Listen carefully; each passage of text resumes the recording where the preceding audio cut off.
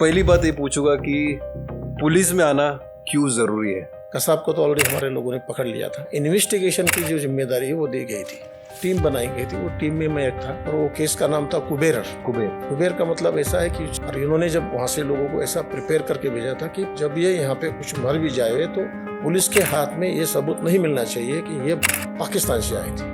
करीबन 10 दिन हम लोग वहाँ पे यूएसए में FBI के साथ में इन्वेस्टिगेशन कर रहे थे। जो अंडरवर्ल्ड के डॉन छोटा राजन है, इनको टिप दी गई कि ये तो तुम्हारे खिलाफ काम कर रहा है। उन्होंने भड़काया भी था। ऐसा तुम्हारा खिलाफ काम कर रहे थे। सिंस 1987 मैंने 2 ईरा देखा है, प्रायर टू 1992, आफ्टर 1992 में ये बाबरी मस्जिद का डिमोलिशन के बाद में बहुत बड़ा राइट हो गया। गवर्नमेंट को लगा कि भाई ये पुलिस डिपार्टमेंट बहुत इंपॉर्टेंट है, क्योंकि पहले हमको सेकंड वर्ल्ड वॉर वाले जो राइफल हमारे पास थे वो रिप्लेस करके SLR दिया गया बाद में। DCP पूछता है तुमने इसको क्या दिया? कुछ नहीं सर, आधा कप चाय पिलाया। सही बोल दिया। छोटी छोटी बातों से भी आप एक क्रिमिनल का साइकोलॉजिकली उसको हिला देते हैं आपको।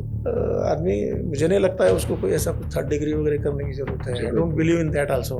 हाई स्कूल है जहाँ पे ये लड़का जूनियर KG में यहाँ पे एडमिशन दिया था, वहाँ पढ़ता था और वहाँ पे इसका भी बेटा पढ़ता था उनका, तो दोस्त का है इसलिए वो लाना ले जाना यही करता था। मुझे एक सवाल का जरा खाली जवाब से, क्या जिस दिन ये लड़के का किडनैपिंग हो गया तुमको भी साथ में ले गया, उस दिन तुम्हारे बेटे को स्कूल से घर ले जाके कौन छोड़ा?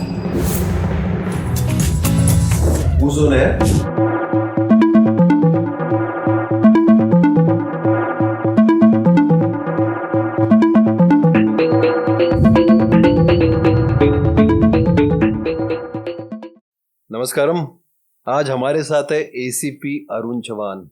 ही इज अ रिटायर्ड ACP और he is been inspiration for many people. आज let's welcome ACP Arun Chauhan. नमस्कार sir, thank you so much आप हमारे शो पे आए आज। पहली बात ये पूछूंगा कि पुलिस में आना क्यों जरूरी है, बिकॉज मुंबई पुलिस को बहुत अच्छी तरह से लेकिन रिस्पेक्टेड पुलिस फोर्स है। पुलिस में आना जो नई जनरेशन को क्यों आना चाहिए, पहली बात तो। और आपकी शुरुआत कहाँ से हुई, आपने कहाँ शुरुआत किया as a police officer? Police में इसमें अभी 2-3 क्वेश्चन है। पहला मैं इसका जवाब दूंगा कि मैं क्यों आया। अच्छा। मैं 12 साल का था, एक गांव में जब छोटा सा था तो उस टाइम में एक गांव में वो मेला लगता है, मेला। वो मेले में मैंने जंजीर पिक्चर देखा। जंजीर देखा है, ओके। और वो 1973 73, 12 साल का था मैं। तो वो थोड़ा सा जो अमिताभ बच्चन का रोल था वो बहुत ज्यादा दिल में ऐसा बैठ गया हो कि ये कुछ तो भी अलग प्रोफेशन है भाई, ये तो ऐसा करना चाहिए। और वो थोड़े से कुछ मेरे रिलेटिव्स भी इस फोर्स में है। जब मेरे जीजा जी पुलिस फोर्स में थे तो मैं सब देखता रहता था। और मेरे डैडी सरपंच थे गांव के। अच्छा। कुछ तो भी ऐसा कुछ डेथ हो गई थी गांव में, तो वो गांव का थानेदार हमारे घर पे आया था। वो सब लोग उसको रिस्पेक्ट कर रहे हैं, वो कुर्सी पे बैठा है और बाकी सब उसको हाजिर। इसकी ये सब मैं देखा तो थोड़ा ये डिपार्टमेंट की तरफ जरा ज्यादा अट्रैक्शन भी बढ़ा। और मैं दिल ही दिल में ऐसा खुद को डेवलप करते गए कि चलो अपन होंगे तो चलो ये डिपार्टमेंट में ही काम करेंगे। और लकीली मुझे चांस मिल गया। बिकॉज ट्रेनिंग बहुत डिफिकल्ट होती है ना, सेलेक्ट होने में बहुत डिफिकल्ट प्रोसेस है। हाँ, ये तो बहुत कॉम्पिटिटिव एग्जाम अभी भी होती है, उस टाइम में भी होती थी। I selected in 1986। अच्छा। महाराष्ट्र पब्लिक सर्विस कमीशन का एक कॉम्पिटिटिव एग्जाम होता है, उसमें पहले रिटन टेस्ट में पास होके उसके बाद में फिजिकल टेस्ट बहुत हार्ड होती है। और मेरा ग्राउंड से जरा बहुत कम नाता था, मैं कोई खेल नहीं खेल पाता हूँ। अभी मैंने कोई खेल नहीं खेलता हूँ। अच्छा। फुटबॉल, वॉलीबॉल, क्रिकेट कुछ भी नहीं, कबड्डी कुछ भी नहीं। उसकी अलग कहानी है, लेकिन इसके लिए जरूरी था। तो फिर मैंने वो प्रैक्टिस यहाँ पे मुंबई में कुछ इंस्ट्रक्टर लोगों के साथ में रनिंग का पुलअप्स वगैरह जो भी आइटम था उसका प्रैक्टिस किया और उसमें ज़्यादा से ज़्यादा अच्छे मार्क्स मिले। इसके लिए बहुत मेहनत किया मैंने, देखो मुझे पुलिस ही होना था। अच्छा, आप क्लियर थे पहले से कि मुझे पुलिस बनना है? गोल वाज फिक्स, होना तो वही है। पहले ट्राई में सक्सेस नहीं हुआ मैं। अच्छा। 83 में एग्जाम दिया, 84 में फेल हो गए। अच्छा। फिर 84 में एग्जाम दिया, 85 में पास हो गया, 86 में ट्रेनिंग गए। अच्छा लगा, चलो। तो शुरुआत होती है आपका जो जर्नी में, आपने एक बहुत इम्पोर्टेंट और देश के लिए पावरफुल केस का एक हिस्सा बने थे, जो 26/11 जो कसब वाला केस था, उसके बारे में सर कुछ बताइए ना, कैसे क्या हुआ वो? अच्छा, केस तो सब लोग बहुत सारे अभी जानते हैं, मीडिया में उस टाइम में लाइव चल रहा था। उसके बाद में इन्वेस्टिगेशन का फॉलोअप था, उसके बाद में till the hanging of Kasab बहुत सारी इसका कवरेज हुआ है, बहुत लोगों ने जाना है इसका। लेकिन इसके बैकएंड में क्या चल रहा था ये बहुत लोग नहीं जानते हैं। ये यहाँ तक केस कैसी पहुंची क्या, क्योंकि उसमें कसाब को तो ऑलरेडी हमारे लोगों ने पकड़ लिया था और 9 लोग ऑन द स्पॉट मर गए थे, मतलब फायरिंग में, इनकाउंटर में मर गए थे। और इसमें क्राइम ब्रांच पे कहा इन्वेस्टिगेशन की जो जिम्मेदारी है वो दी गई थी, जबकि ये जिम्मेदारी एटीएस की होती है। लेकिन उस टाइम में हमारे करकरे साहब की डेथ हो गई थी, उसमें थोड़ा प्रॉब्लम हो गया था, इसलिए वो क्राइम ब्रांच को दिया गया था। उसमें जो टीम बनाई गई थी वो टीम में मैं एक था, और उसमें जो कुछ 11 केसेस बने थे, उसमें से एक केस मेरे यूनिट को मिली थी, जहाँ से मेरे अंडर 2-4 ऑफिसर और कुछ स्टाफ था, छोटा सा यूनिट था मेरा, उसको वो दी गई थी। और वो केस का नाम था कुबेर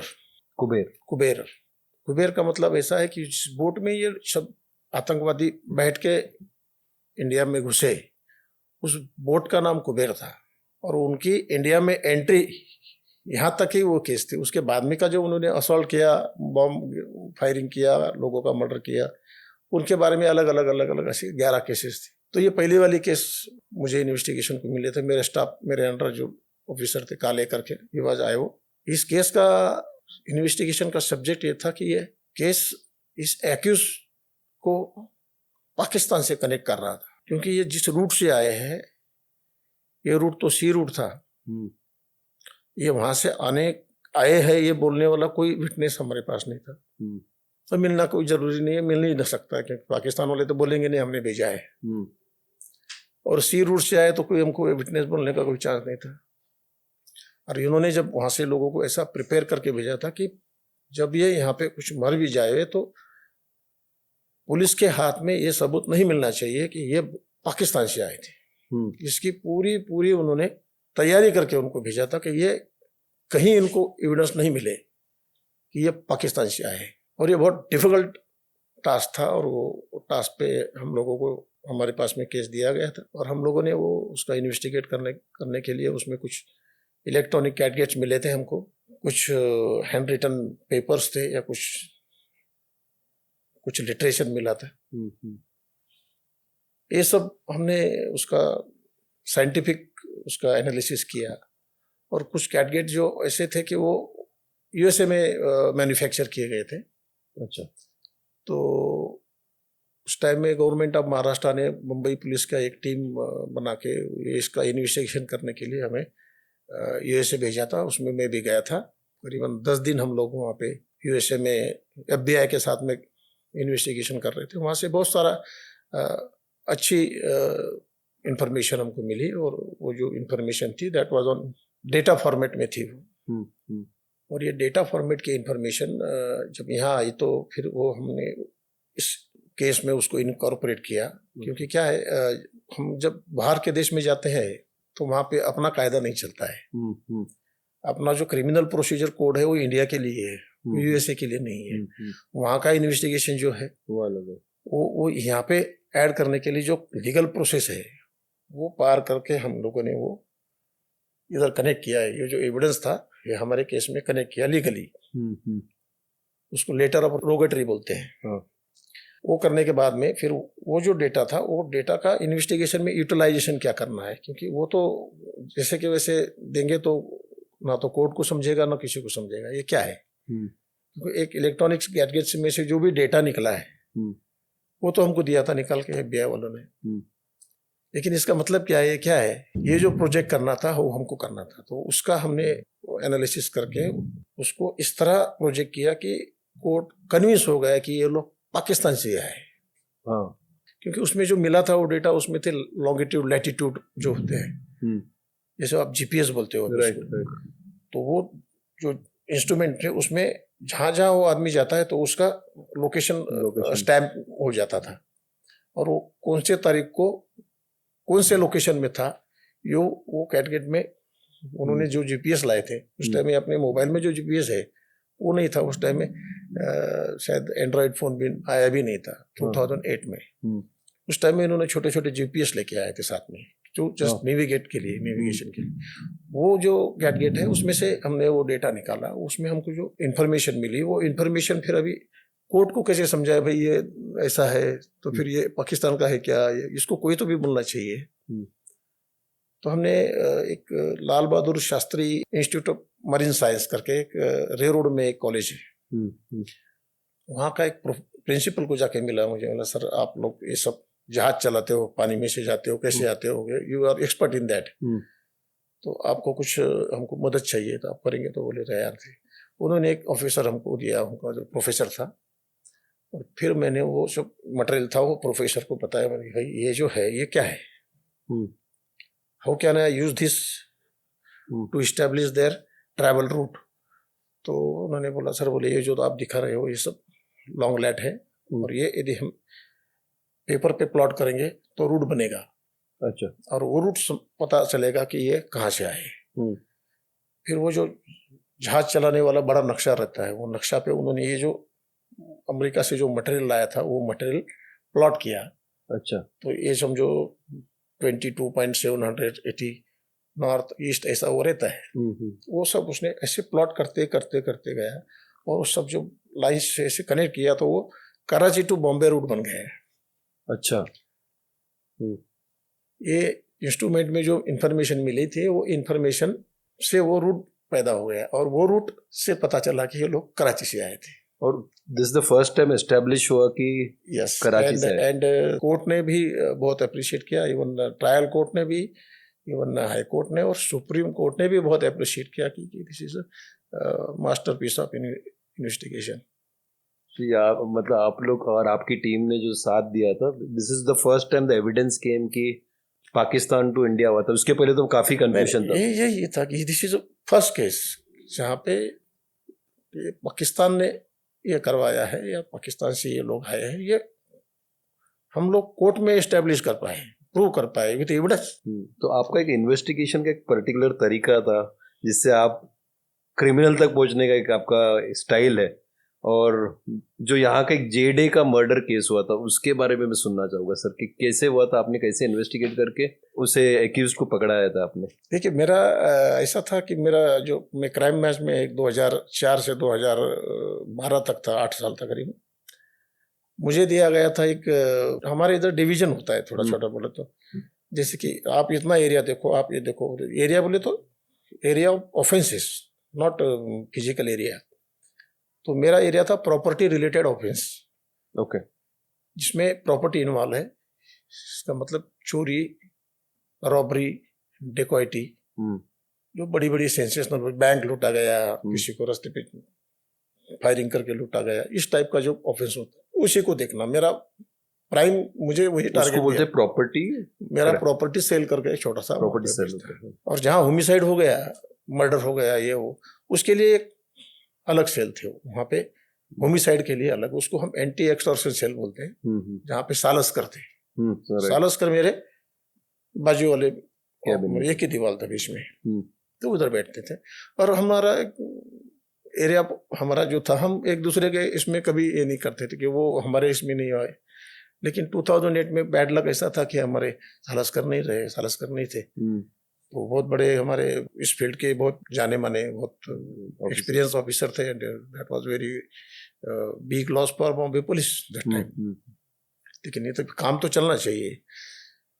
तो ये मर्डर जब हो गया तो हमारे जॉइंट कमिश्नर हिमांशु राय थे, तो अभी नहीं रहे, उन्होंने मुझे फ़ोन किया, अरे चौहान इसमें देखो कुछ करो, बहुत सेंसेशनल बात है, पत्रकार का मर्डर हो गया है, इसको कुछ करो तुम। क्योंकि मेरा बेसिक जो हमारा काम करने का तरीका था वो सब प्रॉपर्टी ऑफेंस के इधर ज़्यादा ही था। हम लोगों को ये गैंगस्टर ये वो इसमें हमारा एक्सपर्टीज नहीं था। अच्छा, क्यों? उनके इंफॉर्मेशन, उनके इन्फॉर्मर वो अलग होता है, उनको सालों साल उनको पकड़ के रहना पड़ता है, बहुत सारा उनको कॉन्टैक्ट बना के रखना पड़ता है, उसके लिए बहुत मेहनत करना पड़ता है। ये करने वाले सब लोग अलग थे, उनका ब्रांच भी अलग था, मेरे पास वो नहीं था। तो मैंने हाँ बोल दिया, बोला चलो साहब बोले तो अपने भी अपना भी जिम्मेदार, क्योंकि पूरा मुंबई पुलिस काम पे लग गया था, पूरा पुलिस फोर्स। अच्छा, तो इसलिए बोला चलो अपने भी जाते हैं, क्योंकि दूसरे दिन से मीडिया का प्रेशर इतना बढ़ने लगा, बहुत ज़्यादा, गवर्नमेंट पे ज़्यादा प्रेशर आने लगा। एक कोई तो भी पुलिस ऑफिसर इन्वॉल्व है करके न्यूज आने लगी, इसमें पुलिस ने ये करवाया है। और एक किसी ने पब्लिक इंटरेस्ट लिटिगेशन एक रेड पिटिशन डाला कि भाई ये मुंबई पुलिस के ऑफिसर के खिलाफ केस, इसमें इनकी इन्वॉल्वमेंट लग रही है, तो ये नहीं कर सकते, सीबीआई को उसको ट्रांसफर करो ये केस। सीबीआई हमको हाई कोर्ट ने बोले कि इसको एक 10 दिन में आप इसका निपटारा करो, नहीं तो हम ये केस सीबीआई को दे देते हैं। यदि ये केस हमारे से सीबीआई जाती है तो हमारी बेइज्जती हो जाती है, मुंबई पुलिस का नाम खराब होता है, महाराष्ट्र पुलिस का नाम खराब होता है। तो इतना सब प्रेशर चल रहा था। उसमें मेरा फैमिली एक प्रॉब्लम चल रहा, प्रॉब्लम नहीं, थोड़ा मैं आई वाज बिजी, क्योंकि मैं इधर कॉन्सेंट्रेट नहीं कर पा रहा था। मेरा बेटा 12th में पास हो गया था। अच्छा। और घर वाले चाहते थे कि भाई इसको अच्छा कॉलेज में कुछ एडमिशन मिले। मैं जरा भाग दौड़ कर रहा था, मेरा अटेंशन इधर था ज़्यादा। ऊपर से प्रेशर इतना था कि हर घंटे 1.5 घंटे में ऊपर से फोन आते थे बॉस लोगों के। देवेन भारती वाज मैं इमीडिएट बॉस आता है, उनका फोन आता है, क्या हो रहा है क्या हो रहा है। मैं बोल बोल के कितना झूठ बोलेगा आदमी, क्योंकि मैं इधर लाइन में खड़ा रहता था, इधर फॉर्म भरो, उधर ये करो, ऐसा वैसा। तो मैंने बोल दिया उनको, सर मैं थोड़ा बिजी हूँ, 2-3 ये हो जाए तो मैं कुछ करता हूँ इसमें। अरे नहीं, सब ऐसा है वैसा है, बहुत प्रेशर था। 11 जून को ये केस हो गया था, 2011। मेरे बेटे की एडमिशन 19 तारीख को हो गई। अच्छा। मैं फ्री हो गया। बाय दैट टाइम हम लोग कुछ ऐसा बैक एंड में कुछ काम चल रहा था मेरा, कुछ कि इट वाज सो सीक्रेट, किसी को पता नहीं चल रहा था कि हम, क्योंकि इसमें सब रिपोर्टर्स इन्वॉल्व थे, रिपोर्टर का ही केस था, तो रिपोर्टर बहुत ज़्यादा इंटरेस्ट ले रहे थे। वो बिल्कुल कुछ भी हुआ तो दूसरे दिन पूरे हेडलाइन हो जाती थी और काम हो जाता था। तो हम लोगों ने बहुत सीक्रेसी, बोले तो बहुत टॉप लेवल सीक्रेसी था कि घर किसी को पता नहीं चल रहा था क्या करने का है, वो क्या चल रहा है। 19 तारीख को बाद में फिर मैंने थोड़ा फ्री हो गया, तो मुझे जो क्लू मिला था उसमें मैंने काम करना चालू किया। शायद 20 तारीख को मैंने 2 लोगों को पकड़ लिया था। अच्छा, थोड़ा बताइए किस तरह क्या हुआ था, कैसे पकड़े? ये थोड़ा केस भी समझते, बड़ा ट्रेड सीक्रेट है, मैं उसमें बताता हूँ आपको आगे क्या होने वाला है। तो 2 लोगों को हमने शायद 20 तारीख को पकड़ लिया।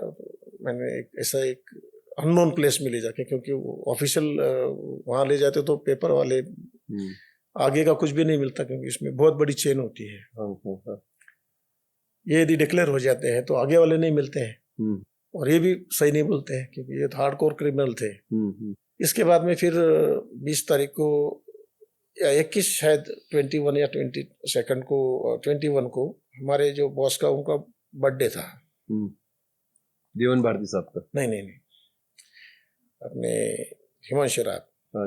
वो बताने लगे, सब लोग अभी एक कट से अपना विश करने के लिए फूल लेके लाइन से खड़े थे ऑफिस के सामने। अच्छा। तो मैं गया, बोला क्या है साहब का बर्थडे है।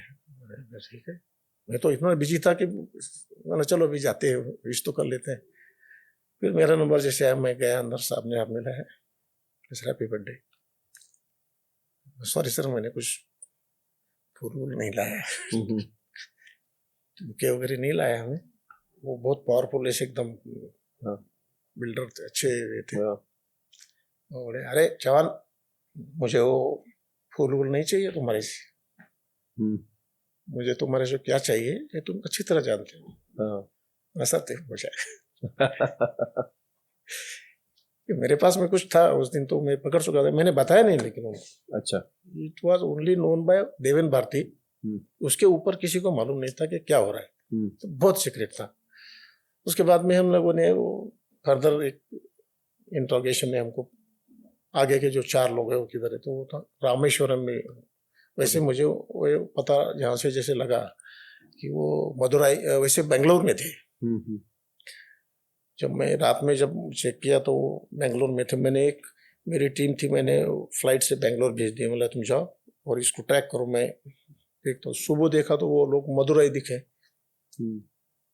वो ट्रेन से मदुराई चले गए थे। मतलब बेंगलोर वाले को बोला कि भाई तुम भी वहाँ से मदुराई पहुँचो। मैं फ्लाइट से मदुराई पहुँच गया।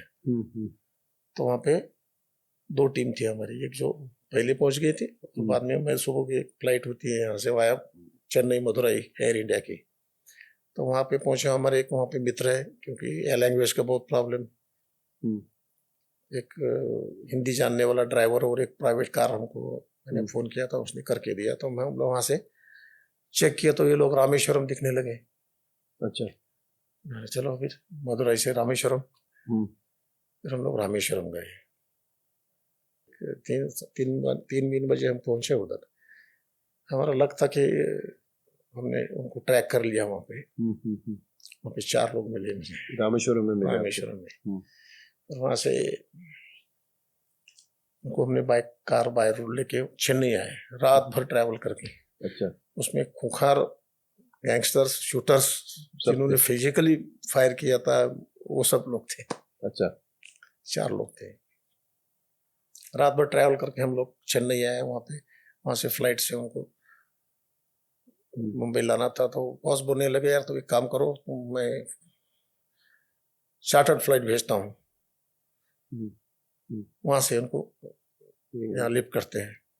मैं सर को बताया, सर यहाँ पे छोटा सा एयरपोर्ट है, यहाँ पे सैटरडे फ्लाइट आएगी तो फिर मीडिया इन्वॉल्व हो जाएगा, और मीडिया इन्वॉल्व हो जाएगा तो फिर आगे का ट्रैक, क्योंकि मुझे पूरा निकलना है इसमें से, क्योंकि खाली कल हर सवाल का हमको जवाब देना है, क्योंकि मीडिया पूछेंगे कल।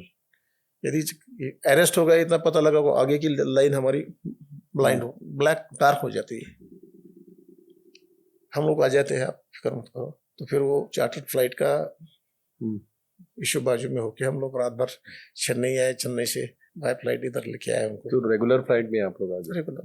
तो ऐसे क्रिमिनल फिशर की फ्लाइट। बट ऐसे टाइम पे जब क्रिमिनल्स को आप लेके आते हो क्या करते हैं फिर?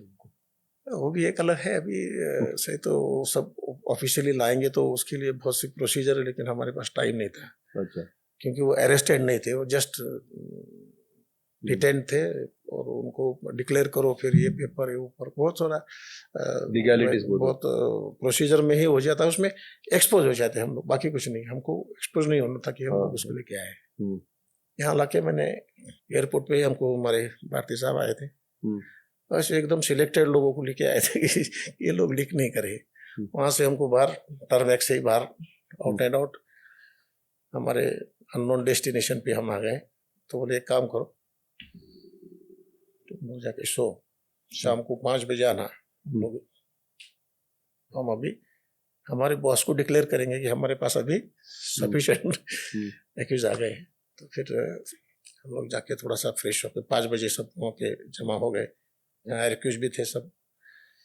सामने देखता हूँ तो हमारे बॉस हिमांशु राय है। मैंने हर एक्यूज को सेपरेट ऐसा एकदम कंफर्म किया कि ये सही है या कोई गलत पकड़ के लाए। कल ऐसा नहीं होना चाहिए, किसी गलत आदमी को थोप रहे हैं हम लोग। कंफर्म किया, सबको बुला के क्रॉस चेक किए वो सब 1 घंटा भर। उसके बाद में मुझे बोला अच्छा सर बर्थडे गिफ्ट यही है सर। तो आपने गिफ्ट दे दिया था उनको ऑलरेडी? 3 दिन के बारे में मैंने पूरी लिस्ट उनको दे दी थी। तो सर ये इनका मोटिव क्या था, ये जेडे का खून का? मतलब ये वापस ज्यादा लोगों को पता है, लेकिन इनका मोटिव क्या था और क्यों ऐसा किया था इन्होंने? देखो ऐसा है, ये तो गैंगस्टर रिलेटेड किस्सा था। ये था, इसमें हमारी जो केस है मैं बता सकता हूँ कि it was our case court. ये दो क्राइम रिपोर्टर के राइवलरी में एक मर्डर हो गया था। हाँ। ऐसी हमारी केस है। अच्छा। और उसमें जेडे was number 1 crime reporter at that time. Yes. था ही वो। हाँ, बहुत कैलिबर वाला था। And some other guy was involve trying to become number 1, ऐसा कुछ था। और इन दिस वे उनका थोड़ा सा चल रहा था। हाँ। इसी में वो इसको पीछे करके आगे जाने के, ओवरटेक करने के लिए ये जो अंडरवर्ल्ड के डॉन छोटा राजन है, इनको टिप दी गई कि भाई ये तो तुम्हारे खिलाफ काम कर रहा है। अच्छा, तो उन्होंने भड़काया भी था उनको। ऐसा तुम्हारा खिलाफ काम कर रहे थे, क्योंकि क्या है, रिपोर्टर लोगों का क्रिमिनल कॉन्टेक्ट होता है, वो उनका प्रोफेशनल बात है। फिर ये जेडे का भी वो कॉन्टेक्ट था और उनको लगता था गैंगस्टर लोगों की कि भाई ये अपने फेवर में लिखने वाला अपना आदमी है, जबकि रिपोर्टर किसी के फेवर में नहीं होते हैं, उनको लगता था। तो जो दूसरा ट्राई कर रहा था उनको लगा कि भाई इसको बाजू करना है तो फिर इसकी बुराई करो तो हम आगे हो जाए। और उसने इस टाइप का टेलीफोनिक कम्युनिकेशन करके छोटा राजन को भड़काया। तो छोटा राजन को गुस्सा आया, अरे चलो ये तो आदमी अपना था, ऐसे कैसे गद्दारी कर रहा है, तो क्रिमिनल लोगों को तो दूसरा कोई होता नहीं है, गद्दारी को सजा पाए। तो उसने अपने शूटर लोगों को ऑर्डर दे दिया और मर्डर हो गया। इस टाइप का ही कहानी था। तो बेसिकली भड़का के किया गया काम था। That is was the fact. उसमें बहुत सारे बाद में छोटा राजन ने खुद फोन करके कुछ रिपोर्टर लोगों से बाद में एडमिट किया था इसमें कि भाई यस मेरे से गलती हो गया, मुझे मालूम नहीं था, ये लेडीज ने मुझे या जो पत्रकार थी वो राइवल, उसने मुझे भड़काया। इस टाइप का 2-3 रिपोर्टर लोगों को भी फोन करके कन्फेस किया था कि हमने ये। तो this is record on record पे ये हमारा एविडेंस है। तो आपके केस की वजह से छोटा राजन अभी भी एक ऐसा पॉइंट है जहाँ पे वो अभी भी एक्विटेड हो गया केस के वजह से? नहीं, कन्विक्टेड हो गया। दिस वाज ये पहली केस है जहाँ पे इतने सारे करीबन 35 प्लस आई थिंक केसेस उस पे है जिसमें उनको वांटेड दिखाया गया था। और लेटर ऑन वो सब केसेस सीबीआई को ट्रांसफर हो गए। हमारे उसमें हमारी तो केस चार्जशीट थी, फिर भी वो चार्जशीट केस भी सीबीआई के पास ट्रांसफर हो गई थी। उसके बाद में वो ट्रायल चल रहा, तो वो ट्रायल में छोटा राजन को प्रोसिक्यूट किया गया और Chhota Rajan was convicted in our case. This was the first case. वो उसको लाइफ इम्प्रिजनमेंट की सजा कोर्ट ने सुनाई। लैंडमार्क केस है। लैंडमार्क केस है और आप उसके You started the investigation in the right way। क्या बात है सर? आवर लक, हमारा टीम वर्क था ये। हाँ, देखिए अब एक बात बताइए सर, आप 87 से फोर्स में, राइट? 86-87 से, और I retired in which year sir? 2018 जनवरी 2018। I think 34 years of service. आपने चेंजेस कैसे देखे? पुलिस फोर्स में फर्क क्या गिरा? बिकॉज मुंबई पुलिस को सबसे टॉप माना जाता है around the country and the world also. No doubt, Mumbai police is great. I'm very lucky. क्योंकि यहाँ के जो सिस्टम है, यहाँ के पुलिस खाली नहीं समझूंगा मैं, पुलिस तो है ही है। कुछ क्रेडिट मुझे यहाँ के पब्लिक को भी देना चाहिए, क्योंकि यहाँ की ये जो पुलिस है ये समाज का एक हिस्सा है और समाज के जैसा होता है उसका रिफ्लेक्शन डिपार्टमेंट में होता है। तो मेरा मानना है यहाँ की पब्लिक भी बहुत अच्छी है, इतनी कोऑपरेटिव, इतनी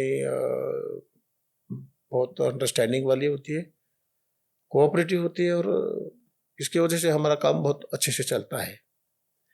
लेकिन अभी सिंस 1987 मैंने 2 इरा देखा है जिसको मैं खुद के लिए, आई डोंट नो लोग उसको मानेंगे कि नहीं, लेकिन जहाँ तक मेरा मानना है, prior to 1992, आफ्टर 1992, ऐसे 2 जो पीरियड्स है जिसको मैंने डिवाइड इसके लिए किया कि 1992 में एक बाबरी मस्जिद का डिमोलिशन के बाद में बहुत बड़ा राइट हो गया था, और 6 दिसंबर के बाद में 92 से करीबन बॉम्ब ब्लास्ट तक 93 के, ये पूरा बम्बई सिटी का पूरा पुलिस पे बहुत ज्यादा काम का प्रेशर और बहुत ज्यादा ये आ गया था बोले तो उस टाइम में डिसेंट्रलाइज किया गया। बॉम्बे में पहला एक कमिश्नर, 2 एडिशनल कमिश्नर, एक क्राइम, ऐसे छोटा सा एरिया था। उसके बाद में फिर मुंबई के अलग अलग रीजन बनाए गए, उसमें आईपीएस, उसके बाद में डीसीपी की जो 12-15 पुलिस स्टेशन होते थे उसमें से 6 पुलिस स्टेशन को, ऐसा करके तो ऊपर से सुपरविजन का दायरा बढ़ाया गया है। अच्छा। और पुलिसिंग के लिए जो बड़ा एरिया है, जैसा अभी जो भांडुप पुलिस स्टेशन है उसके 3 पुलिस स्टेशन हो गए उसके बाद। अच्छा। ये लिपार साइट हो गया, कांजूर मार्ग हो गया है, ऐसा छोटा छोटा पॉकेट बनाया गया क्योंकि वो कंट्रोल के हिसाब से उसको छोटा छोटा बनाया गया कि भाई ज्यादा इफेक्टिव पुलिसिंग के लिए। तो ये उसके वजह से थोड़ा जो पुलिस का ऑर्गेनाइजेशनल जो डिविजन्स हो गई, वो उसके वजह से थोड़ा काम का जो लोड है या काम करने की जो सुपरविजन जो है हमारे इसमें, जो मैं सीनियर इंस्पेक्टर था तो मुझे भांडुप कह दी मैं सीनियर इंस्पेक्टर हूँ, तो 12 किलोमीटर लंबा, जैसे यहाँ से ये विक्रोली डिपो से लेकर वो कोरेगांव लिंक रोड तक वो पूरा इलाका आता था वो, तो वहाँ पे और वो डीसीपी के पास में साइंस से लेकर मुलुंड तक का एरिया आता था, टॉम्बे वगैरह पूरा। तो अभी क्या हो गया, ये एरिया कम होने से थोड़ा सुपीरियर का ज्यादा सुपरविजन बढ़ गया। और सुपरविजन बढ़ने के बाद में जिम्मेदारी ज्यादा आने लगी और पुलिसिंग में अच्छा फायदा हो गया। तो ये चेंजेस बहुत अच्छे हो गए कि वो पहले से जो था उससे ये बेटर बन गए।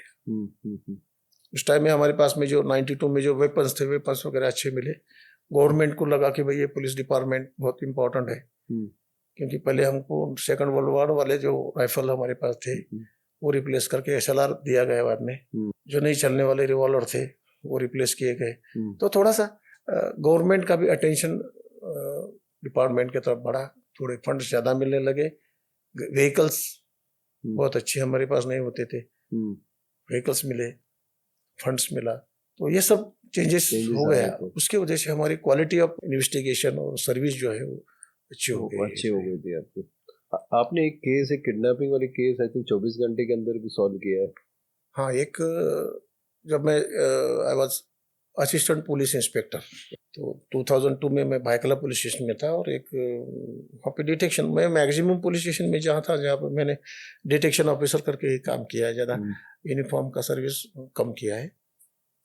तो एक शाम के 8 साढ़े 8 बजे एक क्राइम ब्रांच का ऑफिसर, उसके साथ में एक अच्छा जेंटलमैन टाइप आदमी, ऐसे 2 लोग पुलिस स्टेशन में आके कुछ लेटर देने आए थे। एंड उसके पीछे पीछे एक डीसीपी का फोन भी आया कि इनको एंटरटेन करो। I went through that letter, तो उसमें लिखा था कि ये जो आदमी है इसके दोस्त का बच्चा 3 दिन पहले 4 साल का बच्चा किडनैप हो गया और वो पैसा मांग रहे हैं छोड़ने के लिए। तो मैं सब पढ़ के परेशान हो गया, उधर क्यों गया? क्राइम ब्रांच पुलिस स्टेशन में आना चाहिए था। नहीं, बोले हमारे कोई पहचान के हैं हायर लेवल पे, तो अच्छी सर्विस मिलना चाहिए, इसलिए वो क्राइम ब्रांच गए थे। फिर तो उन्होंने दिन भर मेरा इंट्रोगेशन किया, सब किया। उसके बाद में बोले कि भाई ठीक है, ये पुलिस स्टेशन का मामला है, ये क्राइम ब्रांच के लेवल का नहीं है, आप उतर जाओ। तो फिर मुझे यहाँ भेज दिया। 12 घंटा चला गया। ठीक है, अभी लेना पड़ेगा क्योंकि सेंसेस 4 साल का बच्चा बोले तो एकदम सेंसेशनल बात हो गई। उसमें स्टोरी ऐसी थी कि ये जो आदमी आया था कंप्लेंट करने के लिए, उसका दोस्त का बेटा किडनैप हो गया था। और वो जो दोस्त है वो तुर्कस्तान में कुछ बिजनेस काम से गया था, शायद वो सेंट वेंट इतर का कुछ एक्सपोर्ट इम्पोर्ट कुछ बिजनेस था उसका। तो उसका इधर कोई नहीं था, उसकी बीबी थी, तो बेचारी वो तो लेडी मुस्लिम ज्यादा घर से बाहर निकलते नहीं है, इसलिए ये आया था कंप्लेंट देने के लिए। उसकी जो स्टोरी वो बता रहा था, उसका ऐसा कहना था कि क्वीन मेरी हाई स्कूल है जहाँ पे ये लड़का जूनियर केजी में यहाँ कहीं एडमिशन दिया था, वो वहाँ पढ़ता था। और वहाँ पे इसका भी बेटा पढ़ता था खुद का। तो दोस्त का है इसलिए वो लाना ले जाना यही करता था। तो इसको 3 दिन पहले एक ऐसे ही किसी ने मोबाइल पे फोन किया कि भाई ऐसा ऐसा है तुम्हारा, तुम तुरंत ट्रेन में जाओ नहीं तो वो बच्चे को हम मार देंगे। अच्छा। फिर ये गेट पे गया, गेट पे कुछ लोगों ने उसको पकड़ लिया। तो बोले तुम एक काम करो, रिवॉल्वर लगा के कि भाई वो बच्चे को तुम बाहर बुला लो। अच्छा। और वो बच्चे को गेट पे बुला लो, क्योंकि इसको पहचानते थे गेट वहां से, नहीं तो हम गोली मार देंगे। तो ये आदमी ने गया, वो वॉचमैन को कुछ बोला और वो बच्चे को मार लिया। फिर इस गाड़ी में बिठा के आग बांध के बहुत अननोन डेस्टिनेशन पे, उसके बाद में वहाँ थोड़ी सी इसकी पिटाई करने के बाद में वो पैसे मांगने लगे, नहीं पैसे दो नहीं तो हम नहीं करेंगे। कुछ 5 लाख रुपए का कुछ 2002 में। तो बोले ठीक है मैं इंतजाम करता हूँ, मुझे नहीं छोड़ेंगे तो पैसा कहाँ से आएगा, उसका बाप तो उधर है।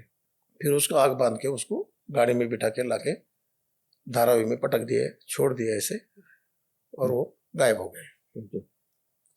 ऐसी वो कहानी बता रहा था, लेकिन ये कहानी मेरे दिमाग में कुछ जम नहीं रहा था, फिट नहीं रहा कहीं तो भी ये जम कर। अच्छा दूसरी बात क्या है, हमारा थोड़ा सा पुलिस का थोड़ा एक वीकनेस है कि कोई इंग्लिश में कोई आके बात करे ना तो हम उसको क्रॉस क्वेश्चन नहीं करते हैं। अच्छा। थोड़ा सा एक पता नहीं ये है कि कोई सब वो कोई हिंदी में बात ही नहीं कर रहा था कि हमको तो अच्छी समझ में आ रही थी वो क्या बोल रहा था सब, लेकिन उसको क्रॉस करने का मतलब ठीक है, इसका क्या है लिख लो, पहले रजिस्टर करते हैं। मैंने हमारे डीसीपी सबको बोला था इसको रजिस्टर करना चाहिए, केस सीरियस है। तो वो हमारे डीसीपी बोले रजिस्टर करो ठीक है, लेकिन बच्चा मुझे मिलना चाहिए आज ही। सर ये 3 दिन हो गया अभी, पता नहीं बच्चा है या नहीं। इतना छोटा बच्चा संभालना भी तो एक डेलिकेट बात होती है, वो माँ नहीं है उसके साथ में। अरे ऐसा कुछ मत बोलो, तुम ट्राई करो। उस दिन मुझे घर पे जाना था, घर वालों को बोला मैंने भाई मैं आज नहीं आऊँगा, कुछ केस आ गया है। और मैंने ड्यूटी ऑफिसर को बोला ये केस आप रजिस्टर कर लो, देखते हैं कैसे क्या होता है। फिर उसका एफआईआर लेना चालू हो गया। वो बता रहा था, वो ले रहा था। बोला ठीक है मैं कुछ सीक्रेट काम से जा रहा हूँ, ये सब तो रजिस्टर करो, मैं 1 घंटे भर में आता हूँ। मेरा एक सिपाही था, वो उसके मोटरसाइकिल पे मैं अपना घूम फिर के आया था। जब तक वो 12 बज गए थे, रात के 12 सवा 12 बज गए थे। वो आदमी परेशान कर रहा था, बोले भाई एक काम करो, इसको कहाँ छोड़ा, वो स्पॉट देख के आ जाओ। वो जाके हमको पंचानन वगैरह वो सब उसमें टाइम करते करते 2 बज गए। वो पर्टअप हो गया, उसको हम छोड़ नहीं रहे थे। उसकी मैं जरा ये डिस्टर्ब लग रहा था मुझे, आदमी घर जाने के लिए बहुत बेताब था। हम लोग प्रोसीजर में उसको उलझा के लेट कर रहे थे। सब होने के बाद में करीबन 2 बजे वो जब उसका जहाँ ड्रॉप किए थे लाके छोड़े थे, वो स्पॉट धारावी में था, धारावी से आए वो बैठे। तो बोला ठीक है इसको अकेले को मेरे पास भेजो, मैं जरा इंट्रागेशन कर इसको अभी क्रॉस पूछता हूँ। तो फिर दरवाजा बंद करके उसको लेके बैठे। बोला ठीक है। तो बोला मुझे एक सवाल का जरा खाली जवाब चाहिए था। क्या? जिस दिन ये लड़के का किडनैपिंग हो गया, तुमको भी साथ में ले गया, उस दिन तुम्हारे बेटे को स्कूल से घर ले जाके कौन छोड़ा? तो वो तो इस सवाल का गड़बड़ा गया, रोने लगा वो। साहब बचा लो मुझे। बोला क्या? क्यों? नहीं मुझे बचाओ। या तो तू बोल कौन लेके गया था, नहीं तो मैं बोलता हूँ। परेशान हो गया वो। बोला सर मुझे कुछ सब सही से बताना है, क्यों किया है सब? नहीं सब हो गया, गलती हो गई, मुझे बचा लो। किडनैप उसी ने किया था? हाँ। तो मुझे बच्चा अभी चाहिए, पहली बात, बाद में बचाने का अभी चाहिए। बोला साहब आप खाली मेरे साथ में चलना गाड़ी में, मैं किसी दूसरे को नहीं बताऊंगा। ठीक है मैं आता हूँ। बोला लंबा है? बोला कितना भी लंबा नहीं यार, गाड़ी में टैंक पुल कर लेते हैं और जहाँ जाना है वो चल। तो मुझे गाँव का नाम भी मत बता, तू गाड़ी में बैठ, मैं गाड़ी चलाता हूँ, जाते हैं। गाड़ी हमारी पीछे हमारे स्टाफ को बोला मैं दूसरी गाड़ी में हमको फॉलो करो। हम्म। हम चलते चलते चलते चलते वो वसई रोड गए। अच्छा। वसई रोड में एक फ्लैट में टॉप किया, तो वो फ्लैट में एक फैमिली, एक मेल फीमेल था, उनके ताबे में वो बच्चा, इतना प्यारा बच्चा था कि पूछो। अच्छा। हमारे पास एक लेडीज कांस्टेबल भी थी पिछली गाड़ी में, उससे बोला ले लो ताबे में। सब पेपर वगैरह बना के हमने उसको लाया। मैंने डीसीपी को फोन किया सुबह सुबह करीबन 6 बजे, 5 बज गए थे। सर मिल गया है। अरे बोले उसको तुम मेरे ऑफिस में लेके आओ। अच्छा। तो उन्होंने उसकी माँ को भी बुला लिया था, और जिसके ताबे में दिया था ये उसने हायर किए थे दोनों, वो कपल को। वो यूपी का रहने वाला बंदा था, उसको सजा लग चुकी थी, वो वॉज ब्लडी क्रिमिनल। उसके ताबे में ये 3 दिन से बच्चा रखा था। फिर हमने उसको लाए, डीसीपी के सामने बच्चा लाके दिया, तो उसकी माँ बहुत जोर से रोने लगी। बच्चा उनको वापस दे दिया। इसका मोटिव क्या था सर? उसको खाली पैसे चाहिए थे। डीसीपी बोलने लगे यार जवान 2 बातें हैं, ये साला क्राइम ब्रांच के वहां पे दिन भर इंट्रोगेशन हो रहा था, वहां पे नहीं बोला, तुमको क्यों बोल दिया? तो सर क्या है, एक जब इसकी एफआईआर हो रही थी, मैं कुछ काम करने गया था। क्या गए थे? मैं इसके घर चला गया। अच्छा। मैं इसके घर गया, उसको मालूम नहीं था कि मैं इसके घर गया हूँ, और उसकी बीबी से बात किया, ये जो हमारा बच्चा उस दिन किसने लाया? उसने बोला ये तो दोनों वही लेके आया था उस दिन। वहां से ये जब हमको बोल रहा था कि खाली एक को रिवॉल्वर लगा के ये वगैरह हो गया, वैसा नहीं था, ये दोनों बच्चे घर पे तक लेके आया। एक उसके खुद के बच्चे को घर छोड़ा और उसको लेके फिर आगे गए, फिर वैसे में सर जाके। हाँ, तो यहाँ पे गड़बड़ थी। तो इसको पता नहीं था कि कोई मेरे घर तक पहुंच जाएगा। तो मैं जाके घर पे इंक्वायरी करके आया था, इसलिए वो झूठ नहीं बोल पाया। इसलिए मुझे बोल दिया कि वो पकड़ा गया। तो ऐसा ही क्या? तो इसमें मोटिव ऐसा था, ये जो इसकी माँ थी, ये लड़के की, शायद ये उसको कुछ इम्प्रेस करने का ऐसा कुछ चक्कर था उसका। अच्छा। ऐसा कुछ करके बाद में पैसे वैसे दिला के छोड़ा के लाया हूँ, इसमें पैसे भी मिलेगा और उसको इम्प्रेस भी करूँ, इस टाइप का कुछ मोटिव था। उसी के कंप्लेंट में हमने उसी को अरेस्ट कर दिया। तो सर इतने सारे क्रिमिनल से आप जूझे हो, देखे हैं, तो आप लोग में एक स्टाइल बन जाता है कि उसको कैसा पकड़ना है। क्रिमिनल तो आई थिंक इंट्यूशन एक जो होती है ना, बोलते हैं सिक्स सेंस बोलते हैं, उसके ऊपर का सेंस भी आप में आ जाता है कि इसको पकड़ना है।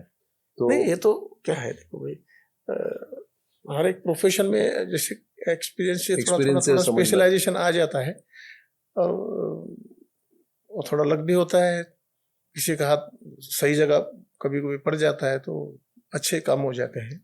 और एक इंट्रोगेशन का छोटा सा और एक इंटरेस्टेड मैं किस्सा बताऊंगा। तो शायद एक एंटोफिल में 2006 में एक रॉबरी हो गई थी। ज्वेलरी शॉप में कुछ लोग घुस के रिवॉल्वर वगैरह पूरा 2-3 किलो सोना पूरा साफ कर गए थे, और मेरा डिपार्टमेंट वही था रॉबरी का। तो उसमें लोकल पुलिस स्टेशन ने एक सस्पेक्ट को डिटेन किया था। अच्छा। वो सस्पेक्ट इसलिए डिटेन किया था कि जब ये रॉबरी हुई तो उस टाइम में ये वहाँ बैठा हुआ था, और वो कुछ अंगूठी का नाप देने गया था। तो उसको जब पूछताछ की गई तो वो 1-1.5 महीना पहले जेल से रॉबरी के केस में से छूट के आया था। अच्छा। तो प्राइम सस्पेक्ट हो गया, बहुत ज्यादा ये हुआ है।